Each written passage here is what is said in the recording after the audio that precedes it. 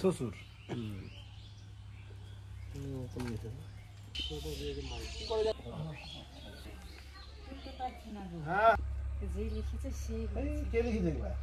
আমাদের এখানে